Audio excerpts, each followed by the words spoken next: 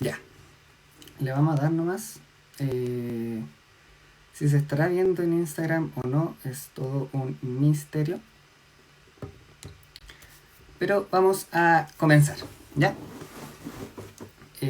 Hola, bienvenidos nuevamente a estos que son particularmente unos conversatorios al respecto de pornografía en el mundo contemporáneo. Hoy día particularmente nos vamos a estar enfocando en un segundo estudio, una segunda gran deriva eh, que titulé al menos Cook Old y la Hot Wife, el tercero excluido y fundante de la mirada pornográfica. ¿Ya? Y esto tiene que ver particularmente con una continuación de esta serie de estudios que yo le había comentado la sesión anterior, ¿ya? Y que tienen la finalidad de, en este caso, ser presentados para que podamos dialogar y discutir al respecto de las implicancias que tienen estos y también para generar un espacio de intercambio, ¿ok? Entonces hoy día lo que vamos a hacer en primer lugar va a ser, recordemos un poquito de qué se trataba todo esto. Como bien saben, todo esto está dentro de un proyecto de mayor envergadura, que consiste particularmente en poder deslindar cuál es el funcionamiento de lo pornográfico en lo contemporáneo, más allá de entender el porno como imagen, sino que entenderlo particularmente como el establecimiento de un régimen estético, de un régimen de mirada. La pornografía o lo pornográfico como un régimen de mirada. ¿Ok? En este encuadre, la semana pasada analizamos, o sea, la sesión anterior analizamos lo que denominé la pragmática del hentai. ¿En qué consistía la pragmática del hentai? Tengo mi torpedo acá. Consistía particularmente en que existe un desplazamiento gracias al hentai, o lo podemos entender empíricamente gracias al hentai, de la imagen a la mirada, en cuanto a que existe una curatoría de la imagen. Es decir, existe un proceso de configuración, de escenificación, de orquestamiento de la imagen, que es esa forma de orquestar determinadas imágenes, determinados textos, determinadas situaciones, es lo que vamos a entender como lo pornográfico, ¿ya? Y dicha disposición, dicho ordenamiento, se caracterizaba particularmente por generar una irrupción en lo que es el espacio íntimo, ¿ya? Es decir, volver lo íntimo un espectáculo. Eso lo conceptualizamos a través de distintos autores, como extimidad, lo pornográfico, lo hiperexpresivo, entre otras posibles acepciones, ¿ya? Y esto finalmente también tenía una implicancia o tenía un sustento técnico. Ya también vimos cómo el hentai disponía de una serie de recursos técnicos que permitían particularmente o bien hacer una escena completa de la penetración o ir más allá, mostrarlo absolutamente todo. Hoy día, sin embargo, vamos a hacer un desplazamiento de esa pregunta. Vamos a ir ya hincando un poco más al detalle. Y nos vamos a preguntar particularmente en cómo es posible observar esta mirada pornográfica en el resto de los videos que generalmente tildamos como porno. ¿Ya? Así también, qué efectos produce, y si es que lo hace, sobre lo social, sobre también los procesos de subjetivación. O bien, cómo se ensambla y se reensambla constantemente en los procesos de producción de lo social y de producción y de configuración de los sujetos. O sea, de quienes somos, de quienes estamos siendo y de quienes vamos también dejando de ser, particularmente. ¿Ya? Para esto vamos a analizar particularmente, vamos a continuar con el análisis más o menos de esta etnografía virtual que ya les comenté, y vamos a hincar ahora más particularmente sobre otra clase de categorías que ya no son el hentai, pero que también se expresan particularmente en una que destaca mucho, que se llama Cook Old. ¿Ya? Cook Old se traduce literalmente como cornudo del inglés y constituyen una serie de categorías que son muy interesantes de poder analizar y que vamos a ver en qué se caracterizan y por qué son tan interesantes para pensar también la pornografía en el mundo contemporáneo. Sin embargo, como ustedes saben, me gusta primero partir con antecedentes. Entonces, hay una serie de antecedentes teóricos y epistemológicos que son de gran relevancia que vamos a tener que revisar previamente. La semana pasada yo les conté que la problematización de la pornografía, al menos dentro de la epistemología feminista, tiene un gran auge en la década de los 70 y la década de los 80. En la contraposición, que podríamos decir al menos de dos perspectivas, ¿ya?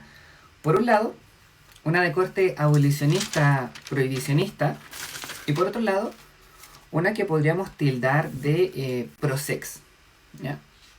La primera postura, la abolicionista, se basaba en una consigna bastante particular, y esta consigna era que el porno es la teoría y la violación es la práctica, ¿ya? Esta consigna es muy popular en Estados Unidos con autoras, por ejemplo, como Andrea Dworkin, que es muy citada, ¿ya? Pero también en Francia, con una autora muy querida mía que es Monique Wittig, ¿ya? Esto se basaba, y el fundamento era, en que la pornografía perpetuaba la violencia hacia la mujer, ¿ya? En el contexto de que consistían en escenas violentas y que por lo tanto manifestaban un conjunto de prácticas que posteriormente eran reproducidas o son reproducidas, podríamos decir también, en lo social. Esa es al menos la primera postura, ¿ya? Y por lo tanto la acción que establece el horizonte político de acción y de práctica que se trata de establecer en torno a esto consiste en la prohibición. La prohibición de la pornografía, la prohibición de las conductas sexuales, la comenzar a expedir códigos morales para poder entender cómo operan estas dinámicas, ¿ya? Sin embargo, también existía una segunda postura, en esta misma década, que es la conocida como prosex, ¿ya? Que se basaba en una consigna que era distinta, que decía: no se trata tanto de censurar el mal porno, sino de hacer tu propio porno, ¿ya? Estas se basan en la idea de que en realidad hay una crítica hacia la postura abolicionista en el sentido de que trata de devolver al Estado el control de los cuerpos y las sexualidades.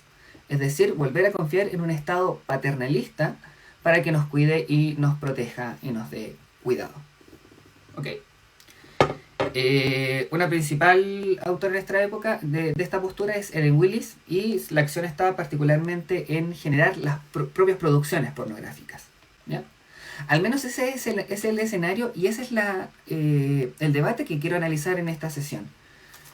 ¿Analizarlo cómo? Analizarlo particularmente desde el material empírico que podemos tener al hacer una etnografía virtual de la pornografía, ¿ya? Entonces, y por si acaso, si alguien me está viendo por Instagram, está el link en el perfil para poder acceder a Zoom, que probablemente vamos a tener mayor interacción por acá, ¿ya? Ambas posturas son de nuestro interés, pero no en cómo se formulaban en aquella época, sino que en sus derivas. No estoy grabando. No. Y ahora sí. Ambas posturas son de nuestro interés no tanto en su génesis o como se estaban planteadas en ese momento, sino que en sus implicancias actuales, ¿ya? Entonces vamos a analizar la primera que es de corte abolicionista y que se basa particularmente en esta consigna, que es: el porno es la teoría y la violación es la práctica, ¿ya? Este enunciado, que aparenta ser bastante neutro y bastante situado, al menos en esta discusión, en realidad acarrea una larga historicidad que uno puede rastrear en la historia de las ciencias sociales y sobre todo de la psicología y de los estudios de la comunicación. Esta es una deriva o una variación de... hay una variación que se conoce en los estudios de comunicación como monkey see, monkey do. Mono ve, mono hace, ¿ya? Esto proviene particularmente de los modelos del conductismo aplicado a la teoría de la comunicación, ¿ya? Particularmente dentro del enfoque que se conocía como el modelo de la aguja hipodérmica.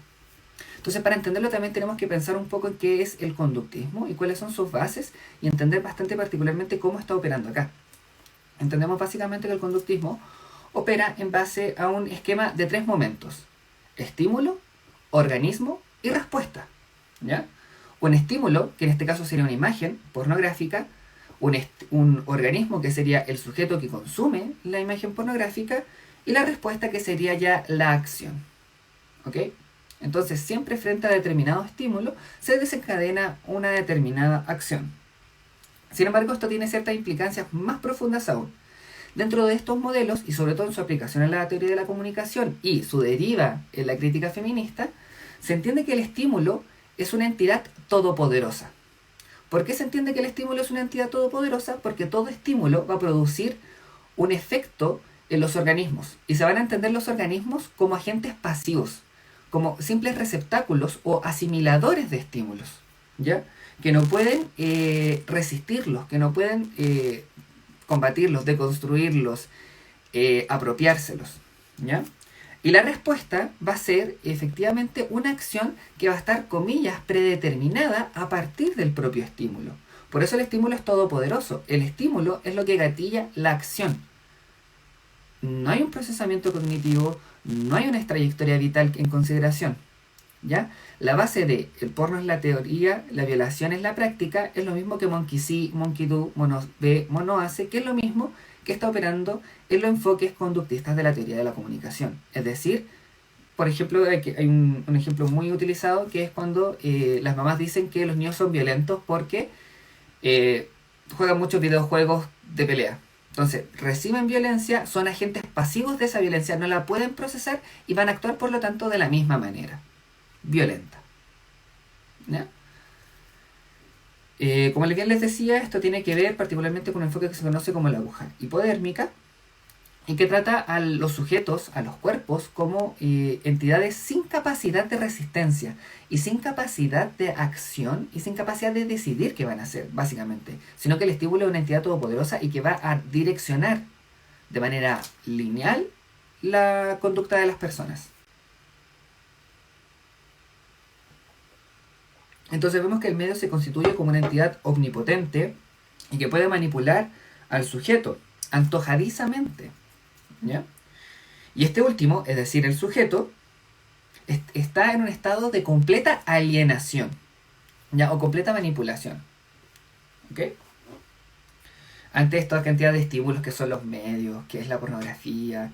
Entonces, por lo tanto, se asume que al ver pornografía, la recibe como estímulo, va a actuar de la misma manera. Monkey see, monkey do, ¿ya? Sin embargo, este enfoque, el conductista, y la gente que estudia psicología probablemente lo va a entender, acarrea una serie de problemáticas. Problemáticas que son bastante graves. La primera está muy centrada en la intencionalidad, ¿ya? Es decir, que aplicar un estímulo de determinada manera va a generar directamente o linealmente una recepción de esa misma determinada manera, ¿ya? Es decir, va a olvidar efectos imprevisibles, va a olvidar la interacción entre determinados estímulos y va a olvidar particularmente la agencia de los sujetos. Y esto lo hace particularmente, y este es el segundo problema, porque piensa el estímulo como una externalidad al sujeto, algo que está operando por fuera de lo social, que el sujeto lo acaba de conocer, ignorando, por ejemplo, lo que después posteriormente nos van a enseñar las teorías cibernéticas, que en realidad somos una amalgama de redes de conexiones de distintos estímulos y que estamos operando simultáneamente a cada momento con ella y por lo tanto no estamos fuera de ellos, ¿ya? Y finalmente, como les decía, resta la agencia al sujeto. El sujeto se torna una entidad completamente pasiva, sin capacidad de resistir, sin capacidad de procesar, sin capacidad de reapropiarse, ¿ok? Al menos esos son los problemas que uno acarrea de orden teórico. De tal manera que las teorías de esta índole, los enfoques que se conocen como las teorías de alcance corto y alcance medio, fueron reformuladas a lo largo del tiempo y pasaron a obtener una redefinición dentro de lo que es el orden cognitivo-conductual, ¿ya? Principalmente las teorías que son conocidas como el framing, el priming, etc. Y que ya no van a decir que el estímulo es una entidad todopoderosa frente al organismo, sino que ahora van a dotar al organismo de ciertas, comillas, funciones cognitivas, ¿ya? Y que por lo tanto ahora el estímulo lo que va a ser entregar ciertos marcos de referencia para la acción que van a ser poco a poco integrados dentro del esquema cognitivo de los sujetos y que posteriormente van a direccionar su acción.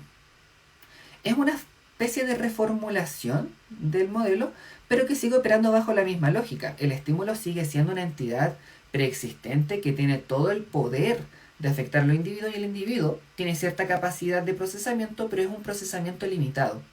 Es un procesamiento que va adquiriendo lentamente un conjunto de habilidades. ¿Ya? El gran problema de esto es que ninguna de estos enfoques ha tenido buenos resultados empíricos.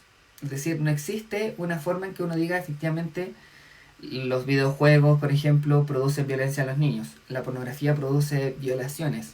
No existe hasta el momento una forma de comprobarlo o de someterlo a prueba. ¿Por qué? Porque no existen sujetos que estén en un mundo por fuera de ellos y otros que sí, y que los podamos comparar, o que a los sujetos que estuvieron fuera de ese mundo luego los introduzcamos en nuestro mundo y podamos efectivamente producirlos. Y es el principal problema de ver estas interacciones y estos fenómenos, como en la pornografía, como una entidad externa, como algo que no forma parte de lo social, como algo que está por fuera de lo social. ¿Ya? Entonces es necesario introducir ciertos otros enfoques que incorporen esto dentro de lo social. ¿Ya? Y dentro de esta tendencia también existió otra forma de entender el mismo enunciado de Monkey See, Monkey Do, al menos basado en lo que algunos autores llaman, porque lo que acabamos de ver es como el funcionalismo conductista. Existe otra clase de funcionalismo que algunos autores llaman el funcionalismo freudo-marxista. Y aquí tenemos que entender particularmente cómo operan, por ejemplo, el enfoque teórico que plantea Theodor Adorno y Max y Horkheimer. ¿Ya? Por ejemplo, Adorno tiene un texto al respecto de la televisión, y que va a entender particularmente que la televisión también opera bajo este fenómeno de Monkey See, Monkey Do, pero no a través de un estímulo todopoderoso y no a través de funciones cognitivas, sino que a través de procesos históricos de apropiación de determinados estereotipos que van a comenzar a incorporarse a los sujetos y que van a ser explotados para la reproducción de un orden capitalista. Y por lo tanto, se encuentra dentro de aquel gran margen que él denominó la industria cultural. ¿Ya? La crítica acérrima que él hace a la industria cultural, desde este enfoque que es freudo-marxista, podríamos decir. ¿Ya?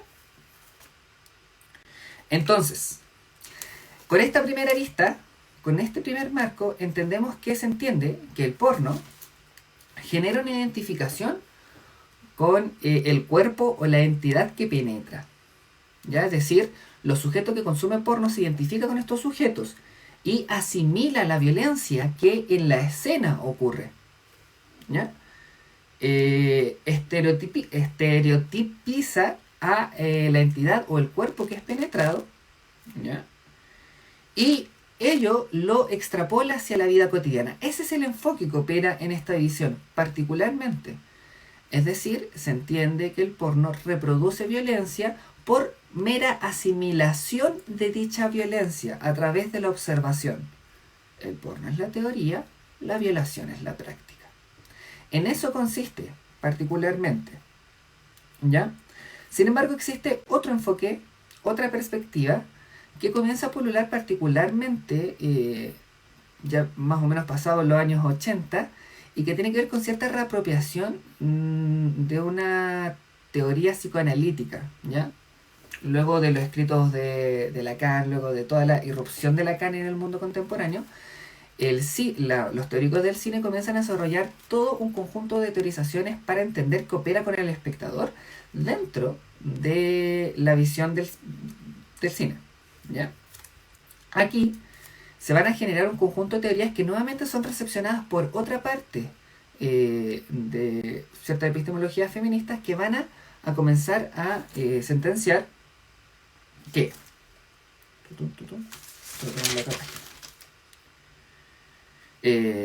existe una proyección de tipo edípico conflictiva. No quiero hacer una clase de psicoanálisis y lo voy a decir feo y mal. Dentro de una ambivalencia edípica existe una especie de identificación del sujeto que consume pornografía, no tanto así con la entidad que penetra, sino con la entidad que es penetrada. Y esto tiene que ver con un conjunto de movimientos en los que el sujeto en realidad quiere ser objeto del deseo y el objeto del deseo está posicionado en la entidad que penetra, etc. ¿Ya? Y esto genera un nuevo giro en la comprensión de cuáles serían los efectos de la pornografía, porque si bien la primera vista de corte más conductista veía que el sujeto la violación era, o sea, el porno era la teoría, la violación era la práctica, porque el sujeto se identificaba con quien penetra. Aquí, en cambio, el sujeto busca ser quien es penetrado, ¿ya? Y ahí comienzan a pulular un conjunto de teorías que van a decir que en realidad el orden heterosexual masculino se basa en una homosocialidad y que el porno en realidad refleja cómo se comienza a estructurar esta homosocialidad y que opera particularmente con la necesidad de ser objeto de deseo de otro hombre, y la forma de ser objeto de deseo de otro hombre es efectivamente ser la entidad penetrante. Entonces hay una especie de identificación ambivalente que parte con la figura que es penetrada, pero que posteriormente se va desplazando hacia la figura penetradora, ¿ya? Que es básicamente la resolución de un conflicto edípico en la propia forma de ver la pornografía, ¿ya? Entonces, ¿qué sería el porno desde esta perspectiva? ¿Qué efectos tiene? Hay una identificación ya no con una figura, sino que con dos, que se establece en distintos momentos, ¿ya? Y que tiene la finalidad particularmente de constituirse como el objeto de deseo o como el obtener ese plus de deseo, ¿ya? Y se inscribe, por lo tanto, en una serie de dinámicas, una dinámica que podemos llamar la inscripción en la cultura, ¿ya? Y que por lo tanto entiende que existe una cultura preexistente y que el sujeto se incorpora a ella a través de este procedimiento, y por lo tanto esto también se comienza a extrapolar al resto de relaciones, ¿ya? Esos son al menos los marcos para entender el funcionamiento de la pornografía que hasta el día de hoy se encuentran presentes. Y uno, si analiza, por ejemplo, foros o se va a medios de prensa o a divulgadoras de feminismo, va a encontrar también una u otra de estas explicaciones de manera alternada o combinatoria, ¿ya? Es decir, la pornografía en la teoría, la violación en la práctica, o bien el sujeto se identifica con la penetrada y todo ese movimiento nuevamente. Entonces, eso es lo que yo quiero analizar hoy día. Quiero someter a prueba ambas percepciones o ambas formas de entenderlo, ¿ya? Pero sin querer casarme con ninguna. Yo quiero asumir de partida que no estoy de acuerdo con ninguna de las dos y que particularmente el análisis que les quiero exponer tiene esa finalidad: plantear una tercera alternativa, una alternativa que un poco rompe con esta lógica y que, de partida, como ya vimos la sesión anterior, no va a entender el porno como una imagen, sino que la va a entender como un orden de mirada, como un régimen estético. ¿Ok? Entonces las preguntas que me hago son: ¿qué ocurre cuando nos enfocamos en lo pornográfico no como una imagen, sino como un régimen de mirada? La segunda sería: ¿el funcionamiento de lo pornográfico puede ser explicado en base a los relatos conductistas, freudomarxistas o principalmente psicoanalistas que se han propuesto o que podemos evidenciar, al menos en una revisión de literatura? ¿Cómo es posible estudiar, por lo tanto, lo pornográfico de esta manera? O si es posible plantear una tercera alternativa u otra que escape de esta lógica que entiende el porno como una imagen y que genere una identificación con los sujetos que están en escena. Por lo tanto, como les comenté, vamos a seguir con esta exploración que en realidad es de una índole mucho mayor, que llevo un tiempo realizando, que es una exploración de la pornografía a través de una etnografía virtual, juntando documentos, foros, entrevistas, artículos de diario, leyendo de distintas formas documentales sobre el mundo que constituye lo pornográfico, ¿ya? Y que efectivamente quiero reportar a través de una descripción densa y saturada de los fenómenos que logro evidenciar acá. Así que pasemos a los resultados particularmente, porque eso es lo que más me interesa. Cuando uno habla de pornografía, se entiende en el mundo contemporáneo que la pornografía actual, históricamente actual, la podemos contemplar en un desplazamiento que se conoce como la ruptura de la cuarta pared. Esto históricamente. Hay distintos fenómenos que se conocen como la ruptura de la cuarta pared y que marcan efectivamente el comienzo de esto. El primero de ellos, o uno de los más destacados, es el cambio de mirada de la muñeca Barbie. En los comienzos, la muñeca Barbie, cuando es la copia de una muñeca rusa, tiene la mirada hacia un costado, ¿ya? La Barbie no miraba hacia adelante, la Barbie miraba hacia un costado. Cuando se hace el cambio de Barbie mirando hacia el frente, Se comienza a teorizar la idea de, y en realidad ya estaba, pero con Barbie se comienza también a teorizar aún más fuerte, la idea de la ruptura de la cuarta pared.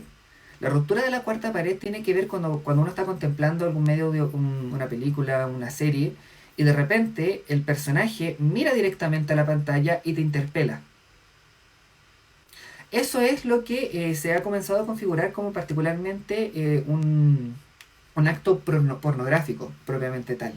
Y esto lo podemos encontrar en diversas piezas culturales, como podrían ser, por ejemplo, todas las películas de Deadpool, ¿ya? Donde el personaje interactúa directamente con el espectador, pero también en, por ejemplo, series como The Office, en donde encontramos que la cámara forma parte de uno más de la escena, ¿ya?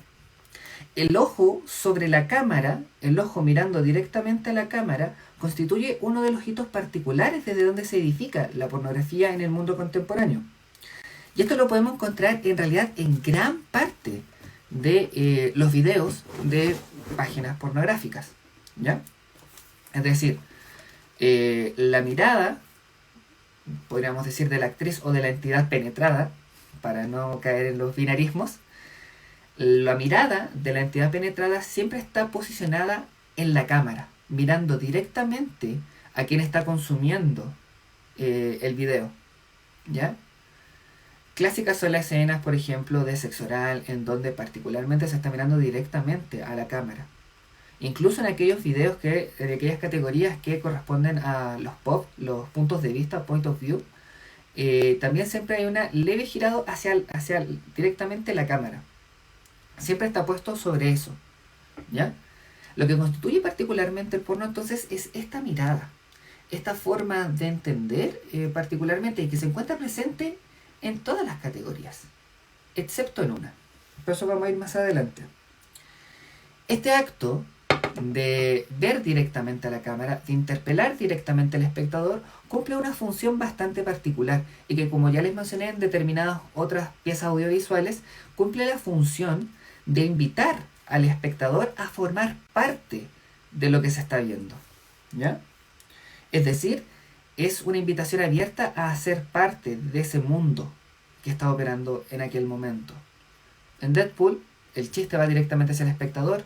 En The Office va a la función de sentirte como una persona que está grabando un documental de esta oficina, ¿ya?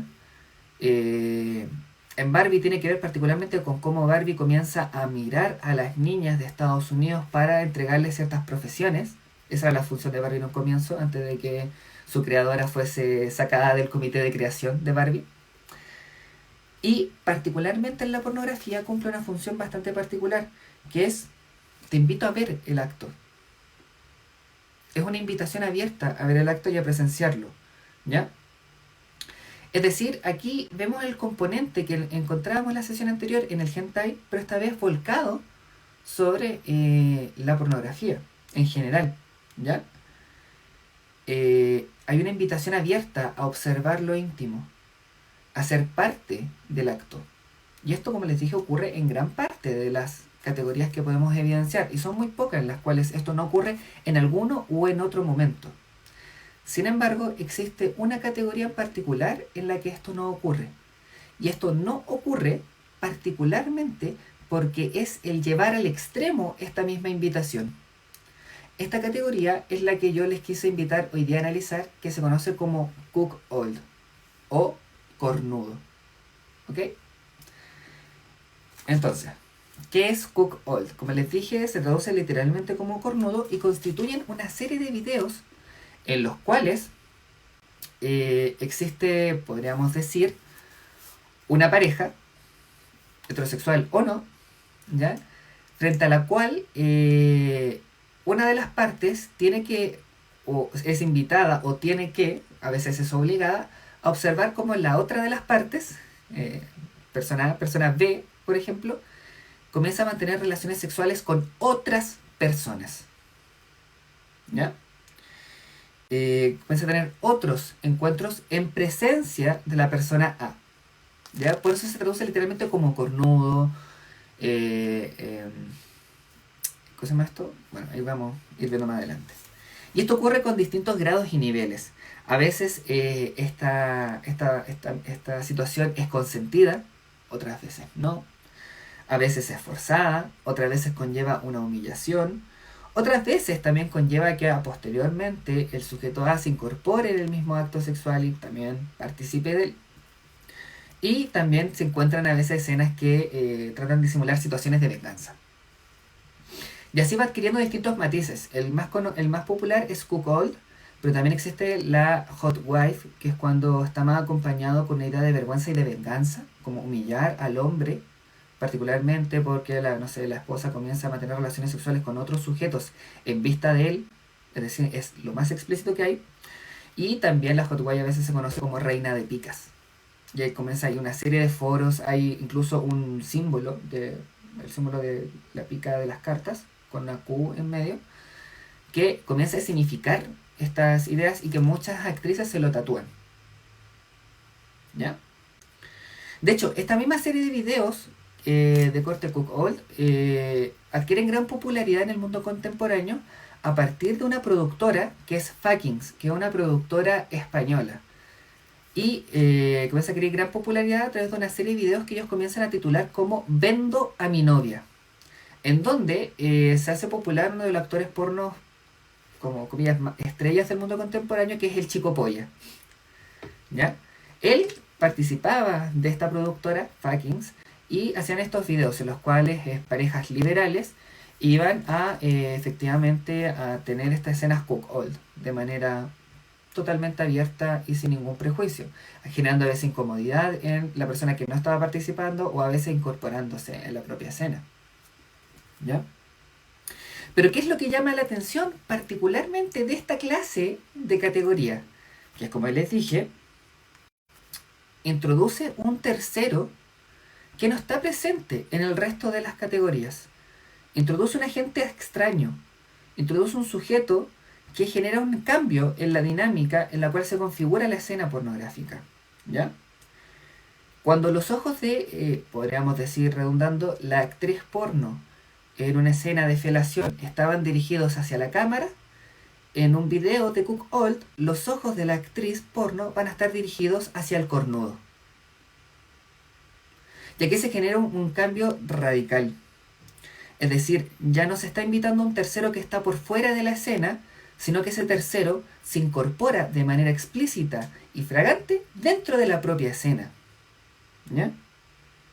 Es decir, nos deberíamos preguntar a quién mira la actriz, cuál es la función de esa mirada, y si al mirar al tercero, que ahora está presente, y siendo que la mirada se dirige hacia él, la mirada anterior se dirigía hacia quién. Y eso es lo que conlleva la importancia de esta categoría. Cuckold, sin embargo, es una categoría que es marginal en el porno, no como el hentai que vimos en la sesión anterior, que es bastante popular y que tiene una gran recepción en el mundo contemporáneo. ¿Ya? Sin embargo, marca un límite.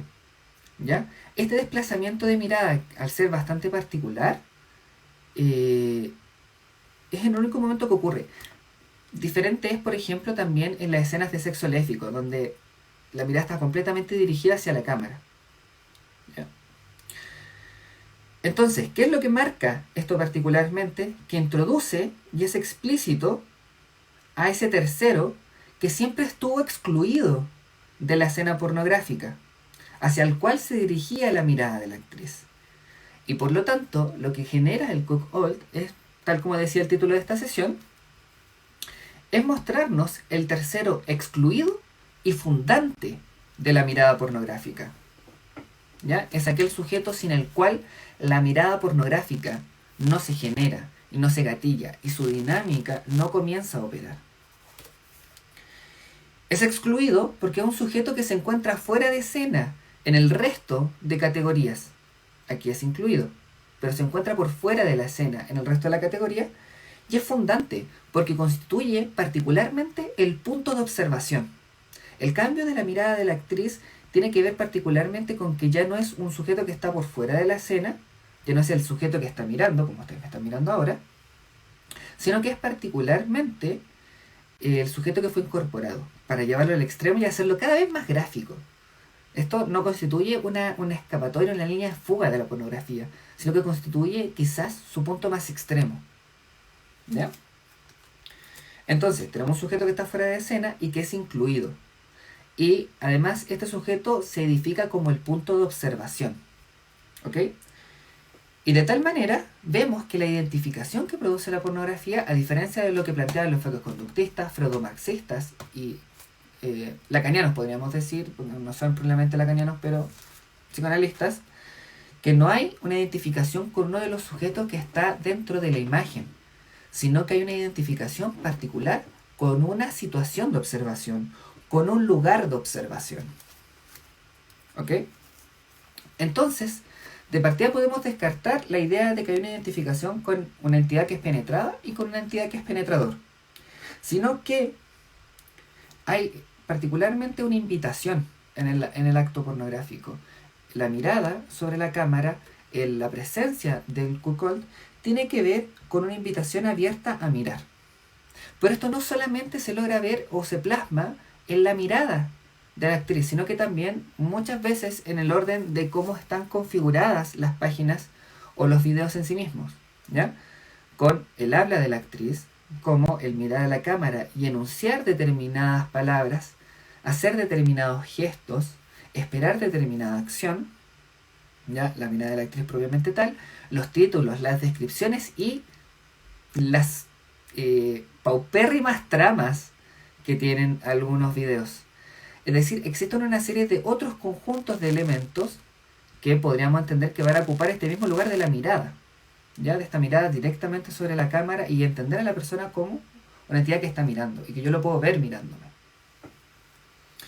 Y por lo tanto, a lo que se invita, tal como vimos con el hentai, es a este espacio íntimo, a observar de manera ininterrumpida lo que está ocurriendo, ¿ya?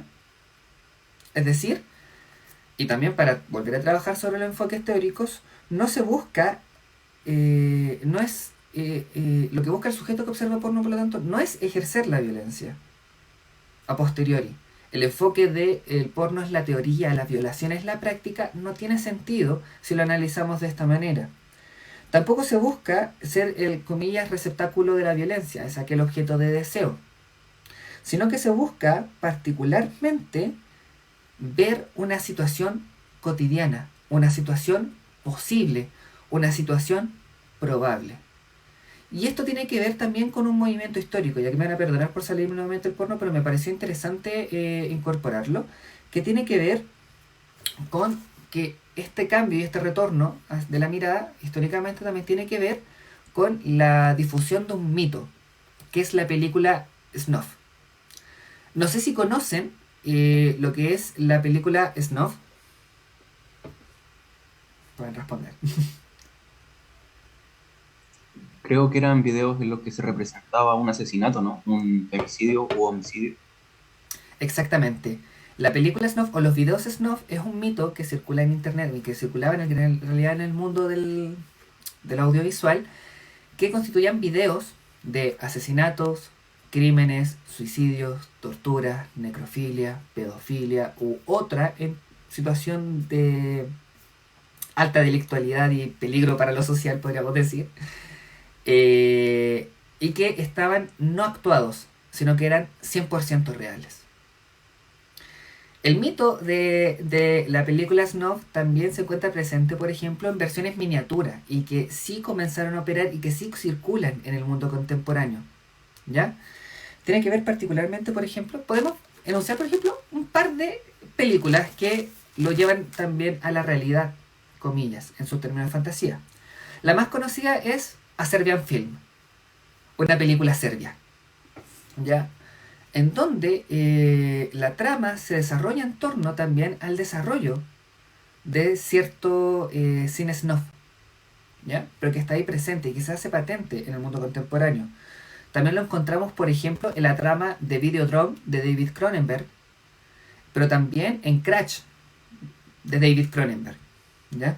Películas que pueden ir a ver también y que son bastante interesantes, pero que también se encuentran arraigadas en nuestras propias prácticas o en lo que fueron las prácticas al menos cotidianas en Chile. Esto no estoy hablando de otro lado, estoy hablando de Chile. Por ejemplo, no sé si se acuerdan cuando comenzaron a pulular los suicidios en, en el Costanera Center.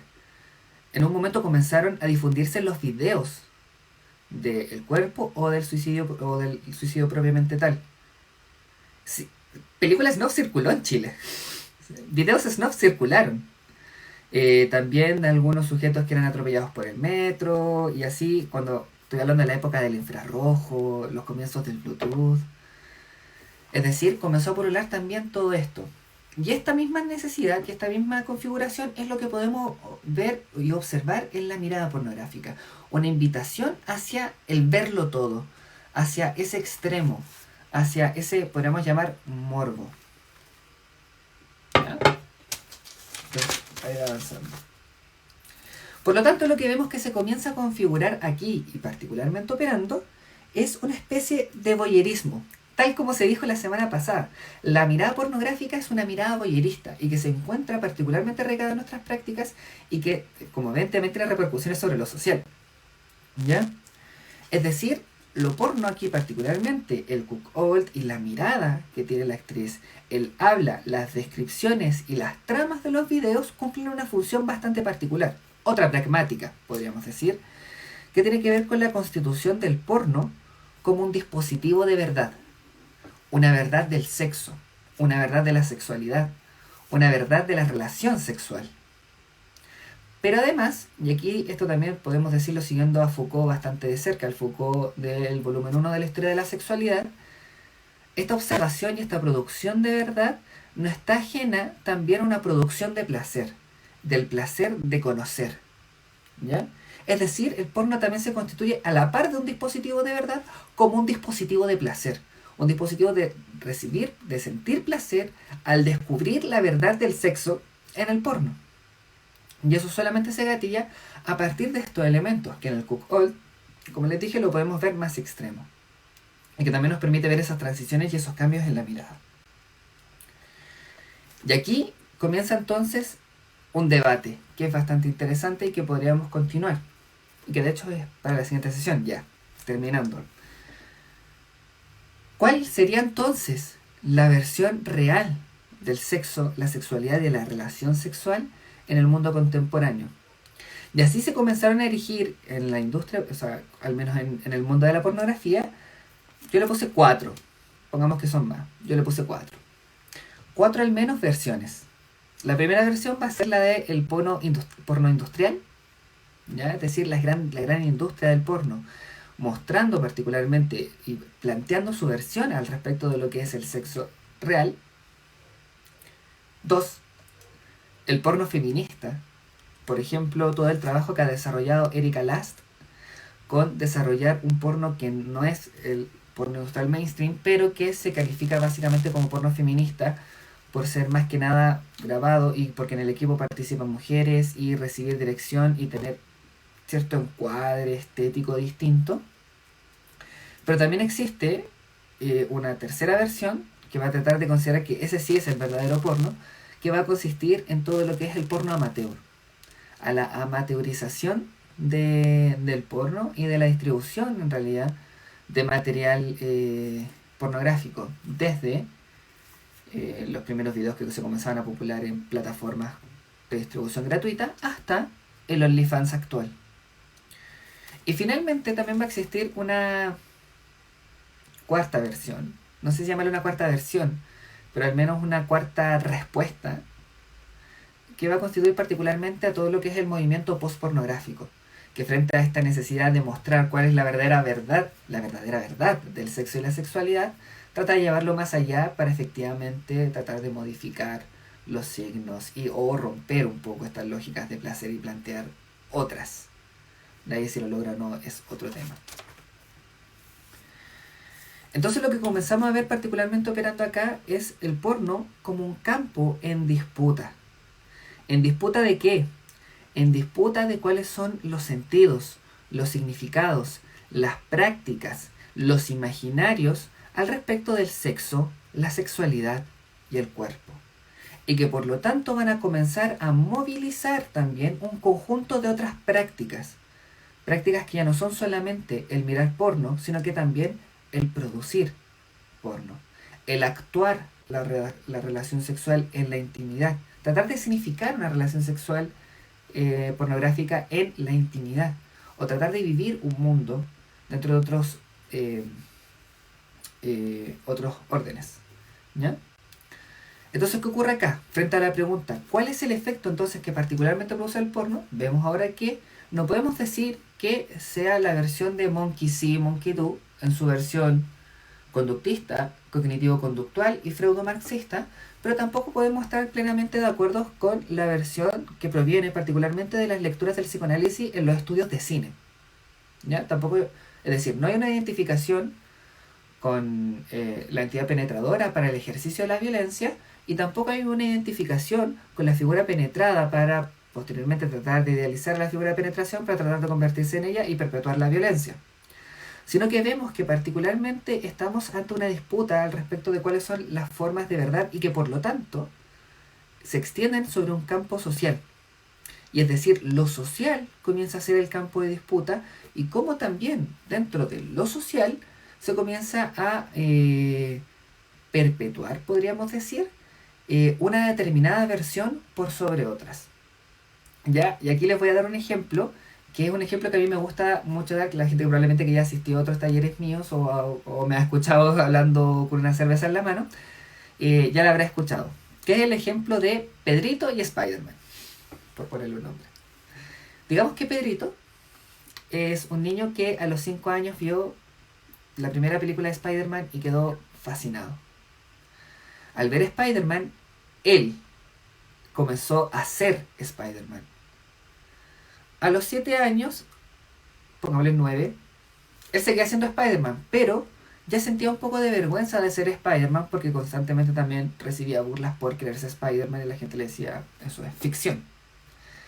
A los 14 años, tenía ganas de ser Spider-Man, sabía por socialización o en realidad por estar inserto en un conjunto de dinámicas sociales que le habían marcado que Spider-Man no era real. Él ya sabía que Spider-Man no era real, pero seguía teniendo la ilusión. A los 18, 20, 25 años se puede declarar un fan bastante grande de Spider-Man, entendiendo que corresponde a una película de ficción, entendiendo que corresponde a un entretenimiento y que en realidad las dinámicas que ocurren en Spider-Man no ocurren en lo social. El mismo caso, Pedrito a los 12 años ve su primera película pornográfica y piensa que lo que hay allí es real. A los 14 años sigue viendo pornografía y lo comenta con sus compañeros de escuela, quienes todos creen que es real. A los 18 años, pongámosle 20 mejor, a los 20 años Pedrito entra a la universidad, lo comenta con sus compañeros, todos creen que es real y van a seguir creyendo que es real. Pedrito llega a los 40 años pensando que el porno es real. En realidad lo que operó ahí no es que la imagen pornográfica sea mucho más poderosa, por ejemplo, que la imagen de Spider-Man.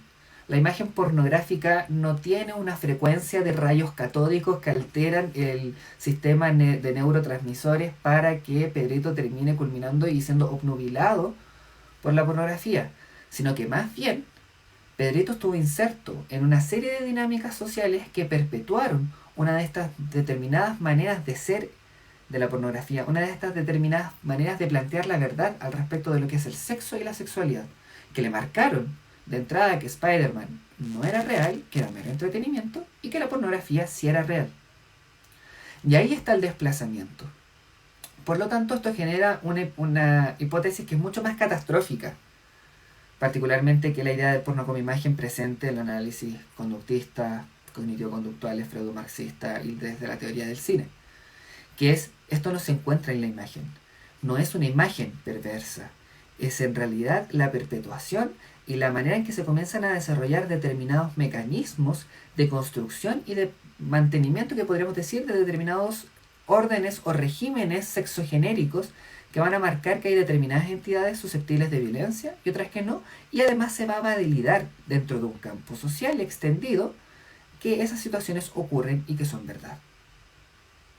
Por lo tanto, ya no es la imagen, ya no es la susceptibilidad de un niño a recibir una imagen, sino que es cómo se configura un campo social, cómo se configura la masculinidad, cómo se configura la feminidad o cómo se configuran otras posibles alternativas.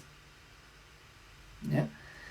Pero, como les dije, la existencia de estas otras múltiples versiones nos lleva particularmente a lo que yo les comenté en un inicio, que era la segunda versión de los debates de los años 70 y 80, que tiene que ver con el feminismo pro-sex. Y que va a plantear efectivamente la idea de no es que exista un porno malo, sino que hay que hacer un propio porno. Y que sin embargo esta figura, a mi parecer, ha sido bastante romantizada durante el tiempo y que ha gatillado que se vea solamente como una consigna vacía. ¿Ya? Entonces, la siguiente sesión, que si no me equivoco es la siguiente semana, ahí lo voy a estar promocionando un poquito más yo creo, vamos a tratar particularmente una de las formas en la que esta situación, en la que estas dinámicas se consolidan en prácticas, en el establecimiento de determinadas comunidades, ¿ya?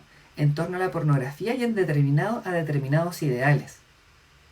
Y que va a ser lo que, ya le adelanto, se conoce como Cock Hero, o el héroe de la polla, o el héroe de la verga. Eso.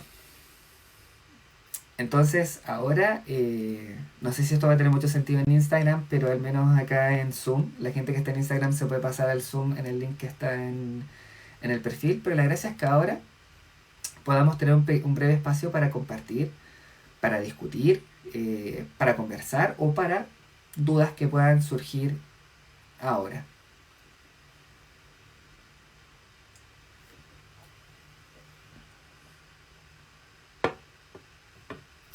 No sé si alguien por ahí.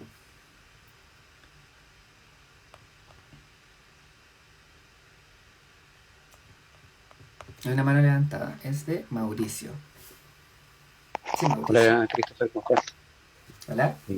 Quería igual agradecer por la información que entregaste hoy día y por tu punto de vista, pero yo igual estoy como con un conflicto con lo que tú mencionaste ¿Ya? de que sea simplemente algo como, ¿cómo puedo llamarlo? O como tú lo mencionaste, de una imagen simplemente. Eh, Ujú. yo creo que, bueno, obviamente la sexualidad es muy compleja y uno realmente creo que es incapaz de comprenderla en toda su dimensión, pero siento que siempre está esta necesidad del poder o de la dominación, ya sea de una parte o de la otra. Eso en todos los géneros, o sea, tanto como lo vimos anteriormente en el hentai, y que hay como más exagerado, y la fantasía. Entonces, como que se mezclan esas dos cosas, incluso en el porno. O sea, lo que tú decías de las cosas cotidianas de la vida, igual en el porno hay un montón de cosas súper exageradas, o sea, ridículas en el fondo. Pero que eso es lo que lo hace llamativo, pienso. Y el tema de la dominación, el tema de estar una fuerza dominante ante la otra. Eh, Ujú. y, y tampoco me hace tanto sentido eso de... eh, pero igual tú lo explicaste de que uno no es que vea algo y simplemente después de verlo lo hace.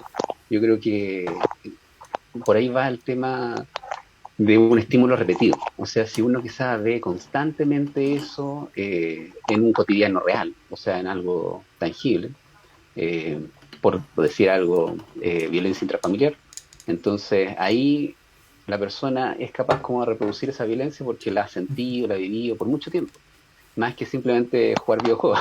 Por eso yo estoy en desacuerdo Ujú. con jugar videojuegos hacia gente violenta. No, Ujú.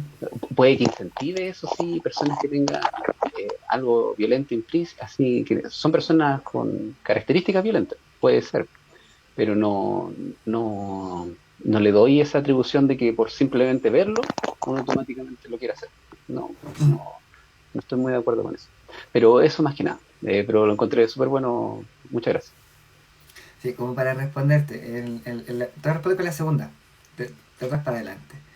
Efectivamente, no tiene que ver con un solamente verlo y actuarlo. ¿Cachai? Esa es la idea que yo quise descartar. Por eso también la mencioné y la traté de detallar al comienzo. Al menos que es la idea más presente. ¿Cachai? Como típico, no sé, mi mamá lo decía, así como no veáis los Dragon Ball porque vaya a terminar siendo violento. Pero ¿qué ocurre? Efectivamente tiene que ver también con, como tú decías, con la existencia en determinada situación y que más que ver con la reiteración o la iteración solamente, de determinada conducta o de determinada dinámica, tiene que ver particularmente con cómo la repetición de esa dinámica es posicionada como la verdad o como la situación, comillas, normal, la idea de normalización, como la verdad al respecto de la interacción. ¿Cachai? Entonces, claramente, en lo que el análisis tiene que ver particularmente con que no es que el sujeto vea pornografía y actúe lo que dice la pornografía de manera ciega, sino que, y tampoco tiene que ver con que a mayor exposición de la pornografía, mayor es la probabilidad de que actúe de esa manera, sino que tiene que ver particularmente con cómo se configura, sí, se configura en realidad una dinámica social en la que esa determinada versión es considerada la verdad. Y esa determinada versión, y que por lo tanto, esto no es solamente en un plano simbólico, no es solamente en un plano de la construcción social de la verdad, sino que también acarrea prácticas concretas, materiales y precisas sobre los sujetos. Por plantear una, por ejemplo, la idea de que alguien, hace 10 años era muy chiste de bombofica, del mandoneado, del macabeo, ¿ya? Se establecía un orden social que castigaba al sujeto que no era, al sujeto hombre, que no era, o masculino, que no era la entidad que, comillas, mandaba en el vínculo. Es decir, dentro de este mismo orden también se generan un conjunto de prácticas. Uno ahí podría ya comenzar a analizar en el detalle, particularmente en cómo son los entornos sociales. Cómo es visto el chiquillo que en realidad, por ejemplo, no da nalgadas, o el chiquillo que en realidad está esperando una felación y que por lo tanto aplica el empujacabezas, etc. Hay un conjunto de prácticas sobre el cuerpo de los sujetos, sobre la vida de los sujetos, sobre sus formas de relacionarse que comienzan a operar. Y esas son las que terminan perpetuando esto. Y no es en sí la imagen. La imagen entonces es desplazada básicamente a la constitución de una determinada versión, pero que depende de cómo esa determinada versión se inscribe y es erigida por una serie de dinámicas sociales como la verdad del sexo. Y que por lo tanto los sujetos van a tener a observar esa verdad del sexo como una instancia placentera. ¿Cachai? Y ahí también hay que entender particularmente, llegando ya a al primer comentario, hay que entender particularmente que tampoco hay que esencializar la sexualidad. La sexualidad tal y cual como la entendemos ahora es un régimen ético que si uno comienza a hacer historia no tiene más de 300, 400 años. ¿Ya? El orden de la sexualidad es un orden bastante reciente y que nos caracteriza particularmente a nosotros. Por ejemplo, los trabajos de Foucault en el segundo, tercer y cuarto volumen de la historia de la sexualidad tienen que ver con eso particularmente. Por ejemplo, los griegos y el mundo helénico no tenían una concepción de la sexualidad, sino que ellos se basaban en un régimen distinto, que es el régimen de las afrodisias. Era el régimen de los placeres y de un adecuado uso de estos placeres que tienen distintos momentos, tanto en los griegos clásicos como en la decaída del mundo helénico. ¿Ya? Platón y Aristóteles tienen un conocimiento y un uso de los placeres, así se llama el segundo volumen, que estaba muy enfocado no así en ejercer, por ejemplo, un dominio de la sexualidad o un trabajo sobre la sexualidad, sino que la idea de gobernar mis placeres para poder gobernarme a mí mismo, para gobernar mi casa, el oikos, para gobernar la ciudad. Es decir, estaba basado no en una idea de dominio de la entidad que está ahí, sino que en erigirme a mí mismo como un buen gobernador. Y que por lo tanto tenía que tener un conjunto particular de características y de dominio sobre los placeres. Los placeres no me podían dominar, porque quien sucumbía a los placeres podía sucumbir efectivamente a la ciudad. Después, con la caída de la democracia ateniense, los estoicos, los epicuros, los cínicos comenzaron a desarrollar otro conjunto de prácticas que van a estar más enfocadas en el cuidado de sí. El tercer volumen de la historia de la sexualidad, ¿ya? Que está más enfocado en realizar un examen de conciencia, en poder tomar esto y derivarlo hacia otros terrenos. Pero eso cambia cuando particularmente aparece la Iglesia Católica, pero no solamente porque aparece la Iglesia Católica, sino porque la Iglesia Católica toma el pensamiento de los estoicos, toma el Dios Padre del mundo abrahámico, de los egipcios, los mesopotámicos también, y comienza a desarrollar una ética que ya no es de las afrodisas, pero que tampoco es de la sexualidad, sino que es una ética de la carne. Y ahí recién comienza a aparecer esta idea del dominio del otro en el propio acto sexual, porque es también donde se introduce la idea de pastorear al otro. Entonces tampoco hay que entender la sexualidad en ese término como del simplemente ejercicio del dominio, porque incluso, y esto es una de las dinámicas que también le encantaban a Foucault, por ejemplo, en una relación BDSM, no siempre por ejemplo, una relación sadomasoquista, no siempre quien golpea es el que ejerce el poder. Y eso es lo entretenido, en que esas dinámicas tan lineales que podemos entender en algunos momentos, en el BDSM se quiebran.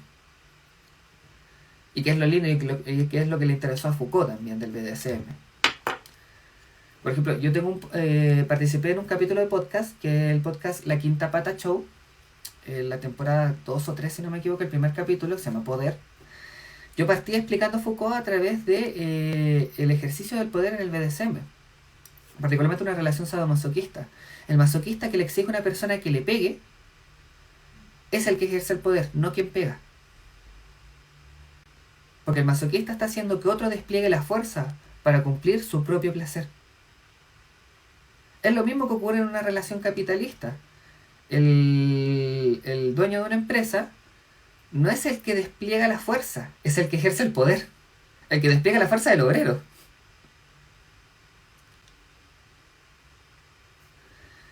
Eso, entonces también yo creo que hay que entender y como remirar esa idea de la sexualidad, porque también esa es una idea de la sexualidad que estuvo muy presente y particularmente en los movimientos eróticos, que comienzan principalmente en las academias de bellas artes, por ahí por 1850. Y que, por ejemplo, no sé, uno lo encuentra en los textos de Bataille, donde la sexualidad ya es como una cuestión incontrolable, pero a la vez una cuestión súper estética. Pero que también una determinada manera epocal que tenemos de entender la sexualidad y que todavía la estamos viviendo. Entonces, perpetuarla y mantenerla también como una entidad transhistórica, hay que tener cierto resguardo ahí, porque al menos históricamente no es preciso. Y sabemos que históricamente el rol de la sexualidad, tal como la entendemos actualmente como sexualidad, era otro. Y ahí en el chat dice Renata que al final el sumiso es quien pone límites, efectivamente. Y ahí dicen también la safe word también. Carolina también tiene la mano levantada. Hola, buenas tardes. Muchas gracias por el espacio, de verdad que es sumamente interesante. Me puedo unir hasta hoy, entonces las del el hentai no las pude ver, pero de fijo busco el video para enterarme. Y parte de mi pregunta creo que se relaciona un poco de lo que decía Mauricio, y es cuando usted nos plantea las preguntas iniciales. Yo me pregunto qué lugar tiene el poder o el ejercicio del poder dentro de estos temas, porque creo que por ahí podría ir que se podría resolver la pregunta de Mauricio. Tal vez tu interés no es estudiar el poder persona a persona o imagen persona o discurso sociedad.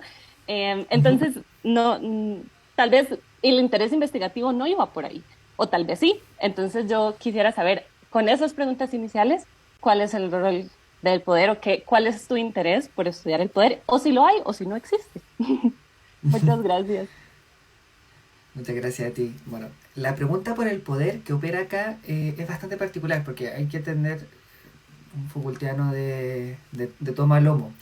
Entonces, el poder no entenderlo particularmente como lógica de dominación, sino que entender el poder como fuerza, el poder como capacidad, como potencia, poder como verbo. O como diría Arjona, el poder, hermanos míos, es un verbo y no un sustantivo. ¿En qué sentido? El poder no es una cosa que se tiene y se ostenta, sino que el poder dentro de estos marcos es una cosa que se ejerce, es una potencialidad, es la capacidad de afectar y ser afectado. En ese sentido y en ese marco, el poder no lo veo en términos como sujeto individual, como bien tú dices, sino que lo veo más bien en cómo se comienzan a generar disputas de las versiones al respecto del sexo, la sexualidad y las relaciones sexuales, el cuerpo, el género y todas esas cosas que también involucra en las prácticas de los sujetos a posteriori. ¿Cachai? ¿Cómo? O sea, ¿se entiende? Perdón, no es chilena, parece. Sino que particularmente en... lo dije por el cachai, para tratar de modular un poco los modismos. Sino que está particularmente en esa esfera final del despliegue de pequeños mecanismos de normalización y de validación de una versión de la verdad del sexo y de tratar de efectivamente erradicar otros. Y ahí es donde recién me comienzo a insertar en esta lógica del poder. Entonces, por ejemplo, sabemos que una de las versiones del sexo y la sexualidad que adquiere mayor preponderancia en el mundo contemporáneo es la del porno industrial. Y que tiene que ver también particularmente por cómo se erigen determinadas dinámicas sociales, se configuran determinadas dinámicas sociales basadas en una masculinidad heterosexual, ¿cachai? En donde la idea de esa violencia, ahí sí la violencia, como dentro de esa dinámica, es perpetuada y es legitimada. Eso es lo que me interesa. Cómo efectivamente el porno, tal cual como lo entendemos, no está de alguna manera predestinado a ser lo que es y a tener los efectos que tiene. Sino que también existen otras versiones que están por ahí dando vueltas y que también luchan con esta, pero que también se hibridan. Por ejemplo, el OnlyFans, que es una de las mayores plataformas actuales de porno amateur, entre otras cosas, también toma muchos elementos del porno industrial, de la gran industria pornográfica, y la industria pornográfica también toma muchos elementos de OnlyFans para retroalimentarse. Entonces, tampoco son versiones que estén aisladas las unas con otras o que estén todas en disputa, sino que también hay pequeños intercambios entre ellas. Lo mismo entre el porno industrial y el porno feminista. O sea, por ejemplo, la productora de Erika Last es porno industrial, pero se cataloga a sí mismo como porno feminista. Entonces ahí es donde recién comienzo a ver efectivamente las disputas entre estas determinadas versiones de lo que es el género, el sexo, la sexualidad, los cuerpos, las relaciones sexuales, etc. Ahí es donde recién comienzo a ver cómo se comienzan a afectar y ser afectados las entidades. Y efectivamente, y eso es lo que vamos a ver más particularmente en la última sesión que de la siguiente semana, cómo estos se materializan particularmente en un caso de estudio que voy a dictar, que tiene que ver con cómo se establece un régimen y un orden del rendimiento y de la ludificación de la sexualidad y que tiene que ver con la construcción particular de un juego en internet a través de la pornografía. Entonces va a ser un ejemplo donde, claro, estas cosas van a tener un poquito más de consistencia y solidez, que nos van a permitir ver ya cómo se construye un sujeto, cómo se configura una subjetividad, cómo esa subjetividad también se posiciona en un entorno donde hay recompensas, donde hay castigos, donde hay procesos de normalización, donde hay tablas estadísticas, donde hay gratificaciones sociales, donde hay inserción dentro de un determinado campo de masculinidad, donde también hay inserción dentro de un determinado campo de prestigio social, etc. Entonces, al menos así lo entiendo, ¿cachai? No en la primera instancia de si en el sexo propiamente tal, si la violencia es o no un ejercicio del poder, porque nuevamente en la relación BDSM vemos que la violencia no necesariamente es poder. ¿Y por qué no caigo en ese juego? Particularmente porque tampoco quiero establecer una normatividad de qué es el sexo bien y el sexo mal, por decirlo de determinada forma. Eso.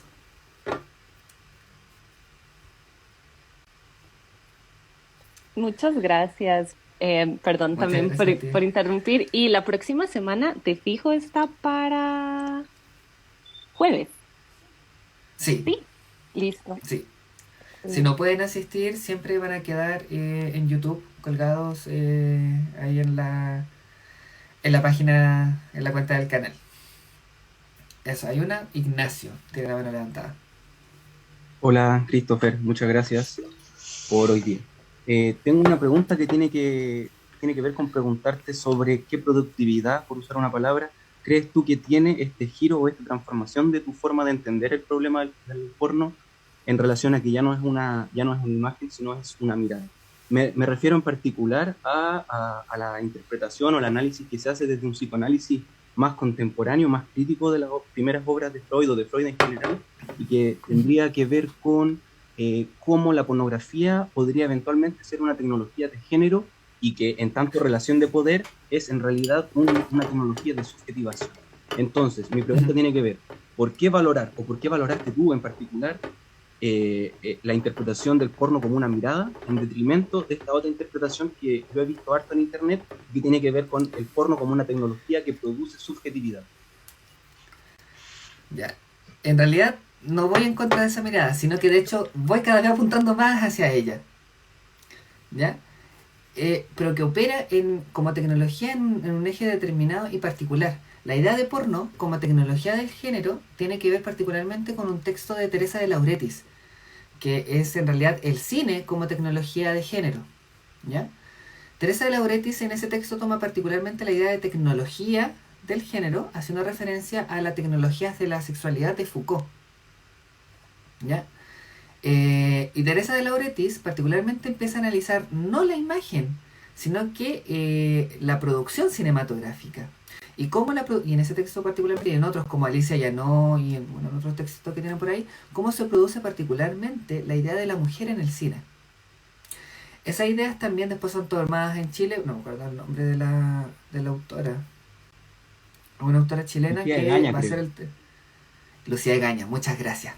Lucía Egaña va a tomar particularmente también la noción de tecnologías del género del cine hacia la tecnología del género en el porno.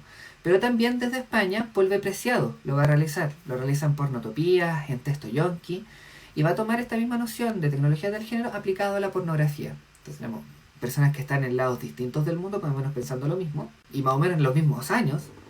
Al menos está la gracia de Lucía Egaña, que también está pensando como con una de los rockstar de la filosofía queer, y que particularmente tiene que ver con este otro nivel, ¿cachai? Cuando ya comenzamos a analizar la pornografía como un régimen de mirada, como una disputa entre determinadas versiones de lo que es la verdad del sexo y la sexualidad, y su práctica, por lo tanto, también, comenzamos a ver cómo, a la larga, y aquí haciendo un salto para otro lado, cómo se performa efectivamente la sexualidad, el género, el cuerpo en la pornografía.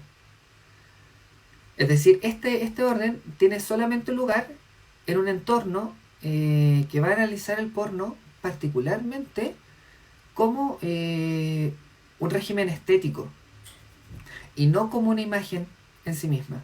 Y ese es un desplazamiento que está en Lucía Egaña, que está en Polver Preciado, pero que a mi parecer no discutía, porque también los textos que ellos tienen no son tan largos, no son libros, ¿cachai? Que ese desplazamiento no quedaba del todo claro, y no queda del todo claro, y que muchas veces genera muchas disputas, porque hay que entender también que cuando hablamos del porno como una tecnología del género, estamos hablando de una mirada bastante particular, y que no es una mirada muy mainstream, sino que también es una que está, bueno, últimamente se está haciendo muy popular también, pero que está ahí, más o menos oculta, versus estas otras versiones, que también operan y de manera muy llamativa. ¿Ya? Así que, al menos mi respuesta a eso, no es ir en contra de esta versión que es la más contemporánea, sino que también es al menos en discutir, al menos su fundamentación. Y efectivamente dar cuenta empíricamente de su fundamentación, para que ya la siguiente semana vamos a ver esa idea de cómo opera como tecnología del género, cómo constituye una determinada subjetividad. En ese sentido, la productividad o el aporte al campo, uno podría decir, de esta discusión, tiene que ver particularmente con cómo atamos cabos sueltos, con cómo nos metemos en un campo y nos damos cuenta, o cómo también afinamos la mirada. Entender ahora particularmente la pornografía como tecnología de género va a tener que ver con analizar el dispositivo estético, analizar cómo se inscribe en un campo social, y ya no que la imagen es todopoderosa, sino que nuevamente, y entendiendo también de los marcos de Butler y de Foucault y de Lauretis y Preciado y Egaña, cómo eso se inserta en un determinado campo, cómo ese campo valida o no esta versión, cómo se desarrollan prácticas, mecanismos de normalización, reglas sociales, burlas, gratificaciones, identidades en torno a ellas y cómo éstas comienzan a configurar determinadas dinámicas de alianza, de disputa, de articulación, de retroalimentación, de hibridación y cómo eso también termina la culminación de determinados sujetos. Y esos sujetos también cómo comienzan a operar y a generar un determinado orden de funcionamiento al respecto de lo que es el género, el sexo, el cuerpo y la sexualidad. O sea, voy para allá. Eso. Muchísimas gracias. Eso. No sé si hay más preguntas. Yo al menos en Instagram no he visto ninguna. Y si no hay más preguntas creo que lo dejamos hasta acá. Les quiero agradecer a las personas que se conectaron. Prometo promocionarlo más para la siguiente semana. Y la siguiente semana vamos a analizar, como les decía, un género en bastante particular, si quieren lo pueden buscar, que se llama Cock Hero. Tal como Guitar Hero, pero Cock Hero. ¿Ya? Que tiene que ver particularmente con cómo ya se comienza a configurar una práctica en torno a la pornografía y una comunidad particular en torno a la pornografía y sujetos. Y más que nada va a estar enfocado en el análisis de la masculinidad desde ahí, porque es lo que más podemos observar acá, pero que también da cuenta bastante de el orden sexogenérico que se comienza a configurar a partir de estos lugares. Eso. Muchas gracias por haberse conectado, la gente que está en Instagram, la gente que está en Zoom, y nos vemos en una siguiente ocasión. Chao.